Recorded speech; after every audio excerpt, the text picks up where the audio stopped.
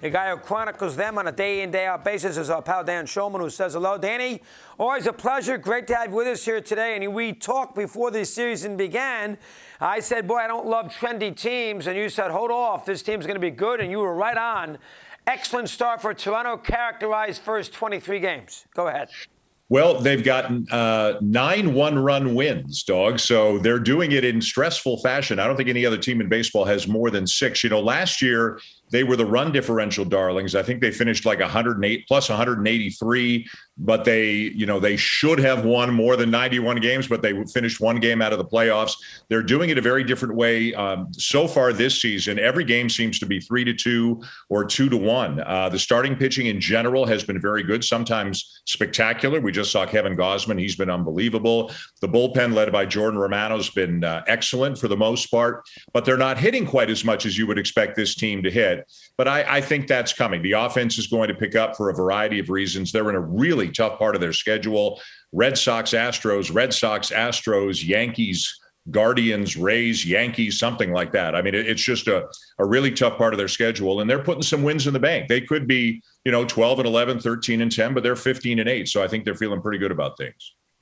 And 4 out of 6 against Houston, which you like, and they've done a nice job on the road. They won a series in Fenway. They won a series in Houston, and the game they lost, they could have swept the Astros, and they were very competitive at Yankee Stadium. So it's not all been home cooking at the Rogers Center, Danny. They've done an excellent job away from home. How about that for a sec? Let me hear. Yeah, they really have. They've played in 7 series, dog. They've won 6 of them, and they tied the other one. They've played 6 3-game series. And they went, I think, 5 3-game series. They went 2-1 in all of them.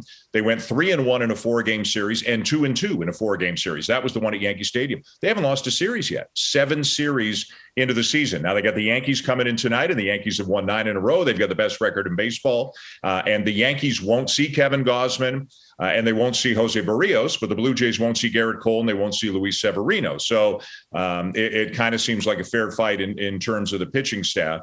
But the Blue Jays have played very similar ball on the road as they have at home. Again, the defense has been good. The bullpen has been good. The starting rotation has been good. And they've done just enough to keep winning all of these games. Eventually, they need the offense to pick up, and it will. Bo Bichette will start hitting more. Teoscar Hernandez could be back as early as Thursday.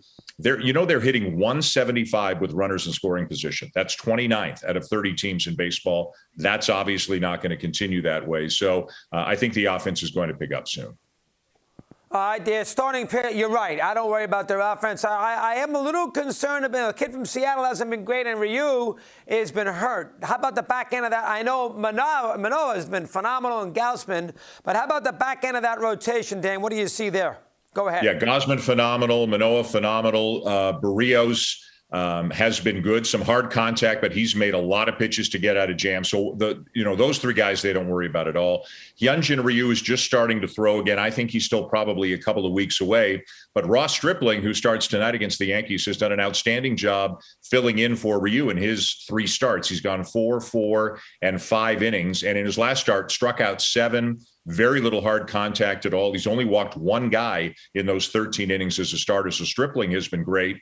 Hopefully, again, Ryu back in a couple of weeks. And then Yusei Kikuchi continues to be a work in progress. They are tinkering with his motion, with his pitch mix, with a lot of different things. They're trying to combine his cutter and his slider into a harder slider, make it into one pitch, get him to use his fastball more.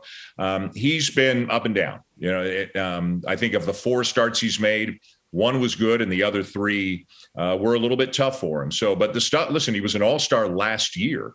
Then he had a really rough second half for Seattle. They think there's something in there. Obviously, they signed him for 3 years and $36 million. So he's going to be a work in progress. But the top 4 spots in the rotation look really solid right now.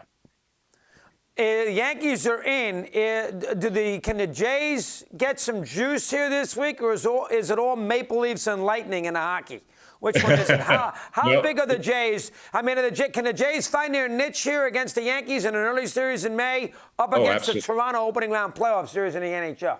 Absolutely. So, who's kidding who? Hockey is number 1 in Toronto. Hockey is number 1 in Canada. We all know that. But there are millions of Blue Jay fans who are elsewhere in Canada who are not Maple Leaf fans, who may have no interest in the Maple Leaf. So the Blue Jays have followers in British Columbia and Newfoundland and Alberta and Nova Scotia and everywhere else in Canada. We hear it and see it and feel it all the time. The games that we call for the Blue Jays are all nationally broadcast across Canada. So, yeah, there is no danger of the Blue Jays getting lost. There are enough fans to go around for both the Maple Leafs and the Blue Jays to get their fair share. And I think a lot of people might have two screens up. And a lot of people in Southern Ontario will have two screens going, two TVs or a TV and a laptop, whatever they need to do. So the Blue Jays have a huge following up here. And I've noticed that a lot of these teams, when they leave Toronto, Danny, are going to Buffalo, driving to Buffalo. I know the 76ers did it. I know a couple of baseball teams have done it. Bus to Buffalo to get out instead of worrying about coming back with the vaccination status and getting tested, so they don't have a situation where they lose a player for 2 weeks in Canada because they tested positive. I think that was very interesting. Talk about that for a sec. Go ahead.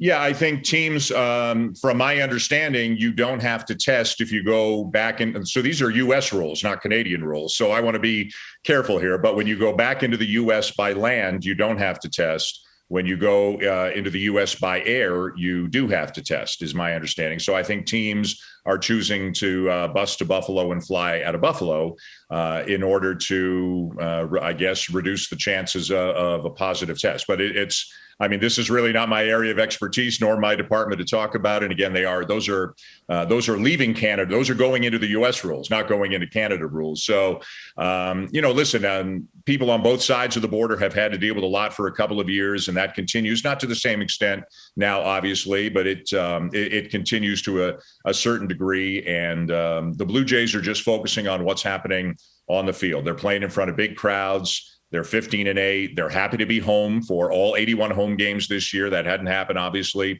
since before the pandemic back in 2019. So I just think everybody up here is really excited about what this season could bring for them.